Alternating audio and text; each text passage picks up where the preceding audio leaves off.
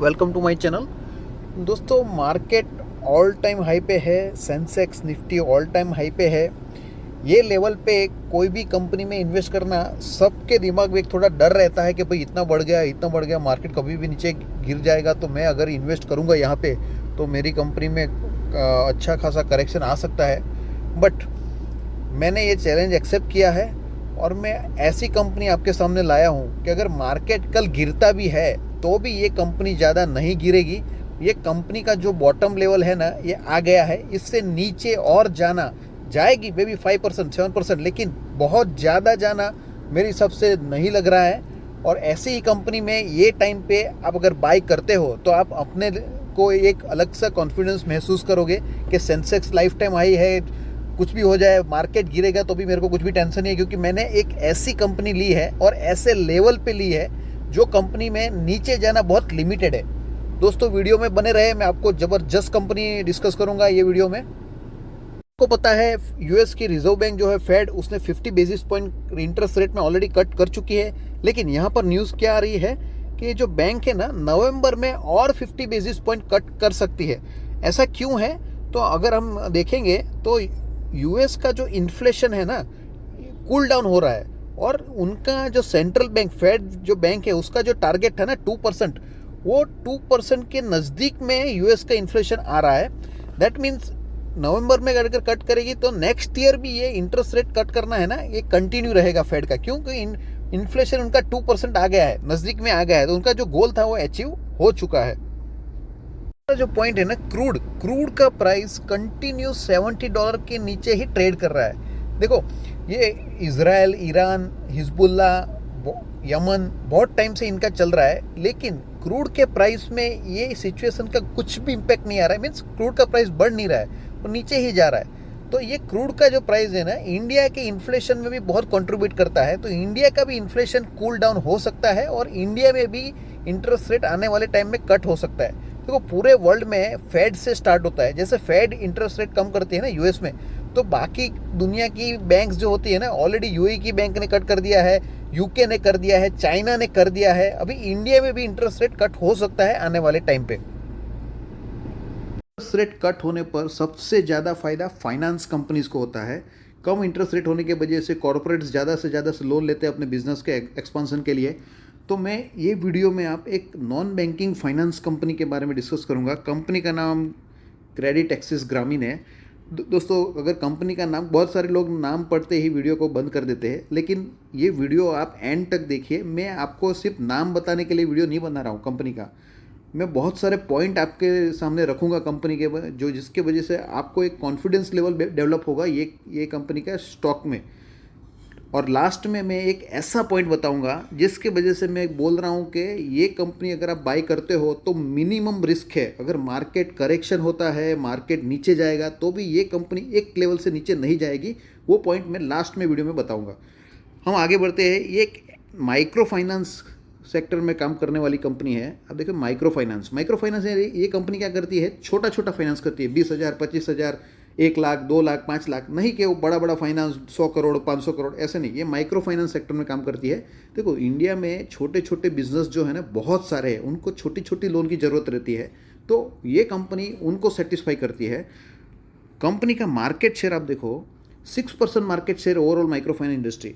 India का market कितना बड़ा है, वो पूरे मार्केट में 6% मार्केट शेयर ये एंजॉय करिए, एक अच्छी बात है।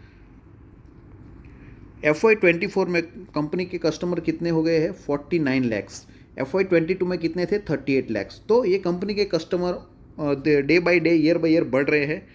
की रेशियोज़ देखो, सबसे फाइनेंस कंपनी के लिए सबसे चैलेंजिंग पॉइंट क्या होता है? उसका जो NPA होता है ना, ये नॉन परफॉर्मिंग एसेट बोलते हैं। NPA सबसे बड़ा चैलेंज है। ये कंपनी ने अपना NPA 0.35% मेंटेन किया FY24 में, बहुत अच्छी बात है। 0.94 था FY22 में, 24 में 9.94 से सीधा 0.35 हो गया, यानी बहुत कम NPA ये कंपनी का, ये बहुत अच्छी बात है। कंपनी का नेटवर्क अब हम देखेंगे तो 1960 ब्रांचेस है अक्रॉस 16 स्टेट्स, 1 यूनियन टेरिटरी और 383 डिस्ट्रिक्ट्स। यानी कंपनी ने अपना ब्रांचेस जो है पूरे ऑल ओवर इंडिया में फैला के रखा हुआ है। स्टेज वाइज ब्रांच ब्रेकअप भी कंपनी ने दिया हुआ है। कर्नाटका में 17% है, महाराष्ट्र में 15% है, तमिलनाडु में 20 है, मध्य प्रदेश में 80 है और बाकी के जो स्टेट रह गए उसमें 40% है।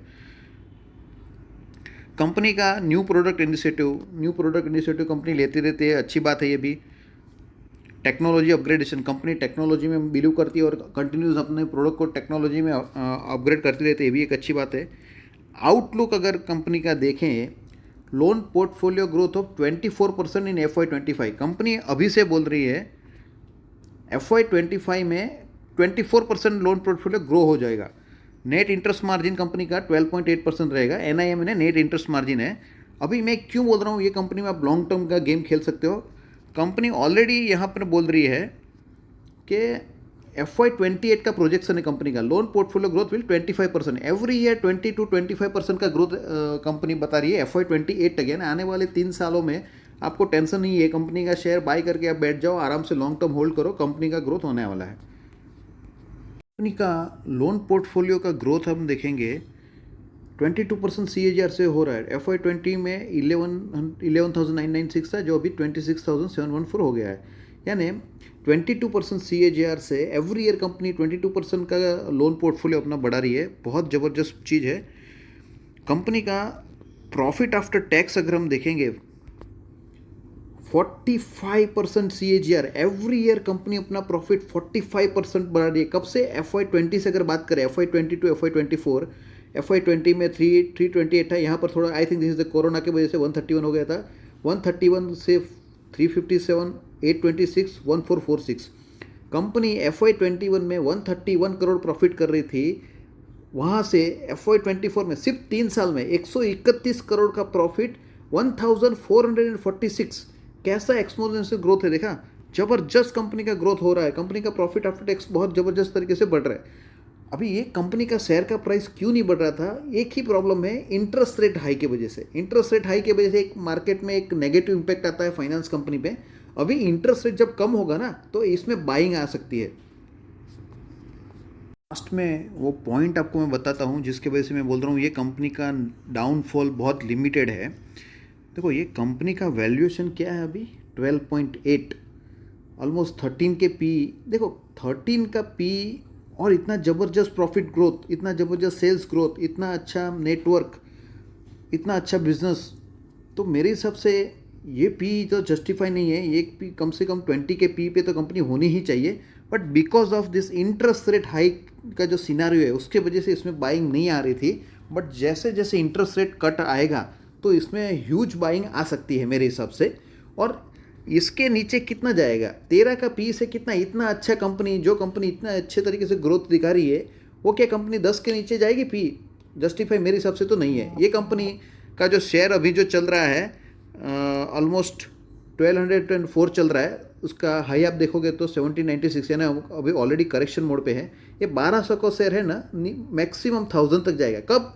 जब मार्केट में बड़ा करेक्शन आएगा, सेंसेक्स में 5%, 3% का करेक्शन आएगा, तब ये 1000 से नीचे मेरे हिसाब से तो ये जाएगा नहीं है कंपनी का शेयर। और इवन ये 1200 को जो प्राइस है ना, वो प्राइस भी जस्टिफाई होता है बाई करने के लिए। क्यों? वैल्यूएशन देखो, सिर्फ 13 का पी है, इतना अच्छा ग्रोथ वाली कंपनी 13 के पी पे आपको मिल रही है। ये मेरा बहुत बड़ा पॉइंट है कि ये कंपनी नीचे नहीं जाएगी इससे बहुत ज़्यादा। मार्केट कैप 19,000 करोड़ है, कंपनी में पोटेंशियल है 1 लाख मार्केट करोड़ अचीव करने का, बट इसके लिए टाइम देना पड़ेगा। 4 साल, 5 साल, 7 साल भी लग सकते हैं। बट कंपनी का जो ग्रोथ ट्रेजेक्टरी है बहुत ज़बरदस्त है। कंपनी अच्छा बिजनेस कर रही है और इंटरेस्ट रेट कट होने पर ये कंपनी को फ़ायदा हो सकता है। जैसे मैं हर वीडियो में बताता हूँ, मैं आपको एजुकेशन पर्पज़ के लिए वीडियो बनाता हूँ। आप कुछ भी डिसीजन लेने से पहले अपने फाइनेंशियल एडवाइजर से कंसल्ट पक्का करिए। Thank you.